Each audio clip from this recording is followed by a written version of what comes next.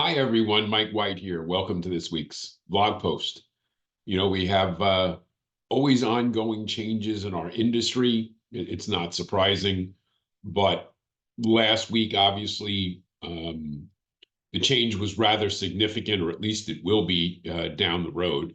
And I'm sure you already have heard, and if you haven't, it's time to be aware of the fact that the National Association of Realtors has reached a settlement with the Department of Justice regarding, its ongoing challenges with how it does business and how it represents commissions and how those commissions are paid and how they're allowed to market or not market some agreements. And so let me start this out by saying, you know what, I'm not an attorney. The views that I'm sharing with you are my own. It's my interpretation of the information that I've read, the conversations I've had with real estate professionals and some attorneys. And again, there's going to be a lot of information about what has been said and what those options are. And you need to be very careful because I've already seen people saying some things that are going to represent significant challenges, at least based upon what I'm seeing and what I've observed. So beware of this stuff, and you're going to have to do your due diligence. And again, it's far too much information for me to try to cover in one blog post. We're going to cover a lot of this, and a lot of this is in flux because they have an agreement. And supposedly this agreement is supposed to be worked out and things are supposed to be done by July of 2024. And we all know that, that's a very short window for significant changes to take place. And let me tell you, these are, if what is out there is true, these are very significant changes, and they're going to have a big impact in the industry, both on the real estate side and on the mortgage side. And what I'm going to try to do over time is I don't want to create a panic. I don't want people running off. As always, my job is to share information, education, and options so that we can discuss these things so that you're informed, so that you can have conversations with your clients and your referral partners, intelligently, or at least not be blindsided when somebody brings things to you that you may or may not have heard before, both right and wrong. And so I wanted to just share today a few of the bullet points that I'm taking away initially, and some of the things that I've seen. But, those of you who went through the whole TRID experience, right, when we had to change those disclosures and the forms and how the buyer was going to be, brought into this and awareness. For those of you who thought TRID was a major disruption to lending in the industry, my, again, opinion is this pales in comparison to what has been put forward here in this settlement, largely because we're dealing with a number of items that some people may or may not be aware of. And so I went over this, that the settlement, to my understanding, only covers members of the National Association of Realtors and those companies that have completed less than $2 billion worth of transactions. So that's not everybody, because we all know not all agents and not all companies are members of the National Association of Realtors. And so if you're not somebody that meets this criteria, if you're not a member of NAR, and if the company that you work for has exceeded $2 billion in transactions, then the issues become challenging because, again, they're not necessarily covered by this agreement. So again, they will be impacted, I do believe, but they're not covered by the settlement. It's also going to impact your local MLSs and those that publish real estate information about what they can and they can't publish when it comes to commissions and such information. the outline of this agreement stipulates that all these things need to be worked out and worked through by July of 2024. Again, this is already March, so not a lot of time. The main item, as far as mostly going to impact people as I see it, is going to be the requirement that the sellers are no longer you know, able to or required to pay the buyer's agent's commission, right? And long ago, it was the seller of the home would agree with a listing agent to a commission, and then the agent would make a determination of what they were willing to negotiate with a buyer's agent.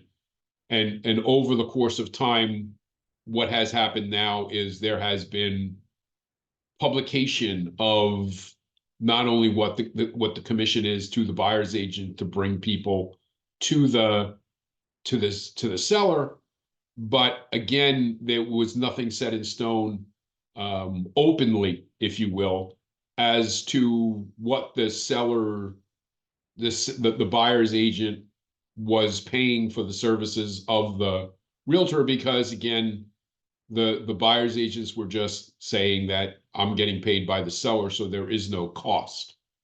And we all know that, you know, in the finest technicalities of the situation, while that may be true, clearly the seller was figuring that into their circumstance, and that's largely what the Department of Justice was dealing with, is saying, you know what, we're not going to do that. That now, again, according to the agreement, the buyer is going to have an agreement with their buyer's agent as to what they're going to pay them. And then hopefully when they present their offer to the seller, negotiate that fee into that transaction. And then it's going to be up to the seller to determine whether or not they're comfortable with that situation.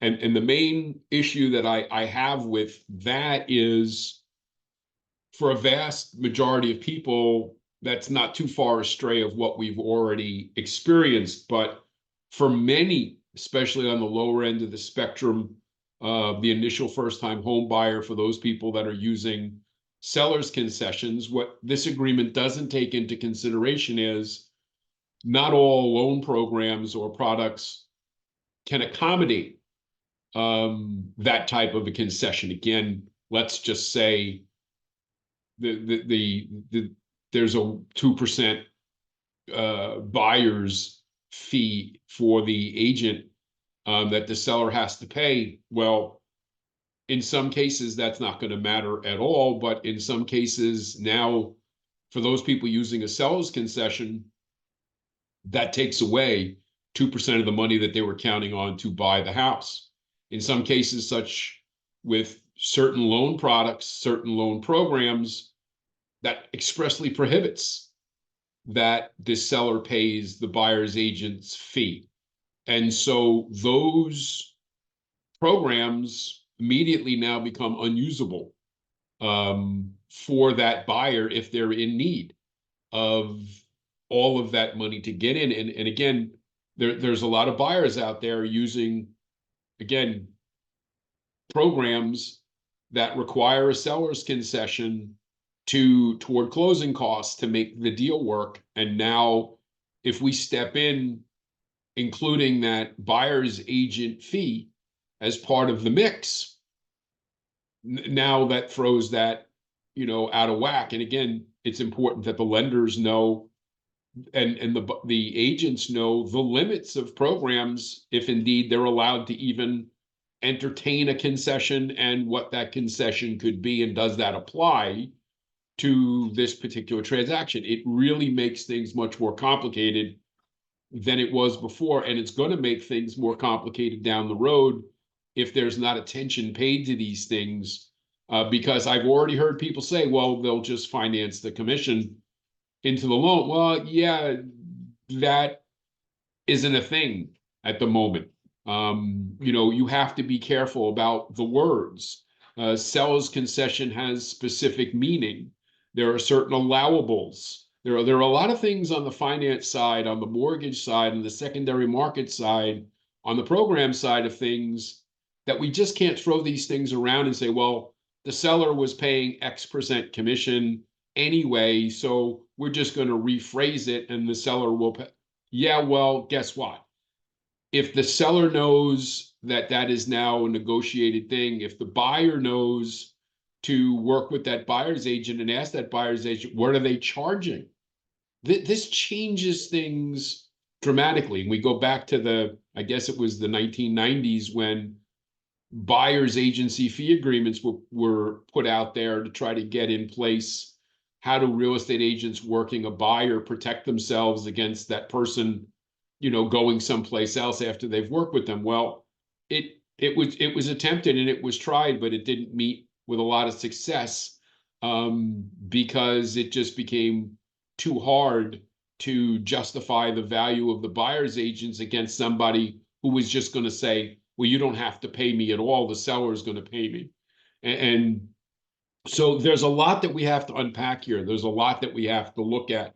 And as professionals, we're going to have to dig deeper. And as I dig deeper with the financial professionals that I speak to, the real estate professionals that I speak to, even members of Congress that I speak to about what these things are, we're going to have to pay attention to what these are and potentially what the ramifications will be.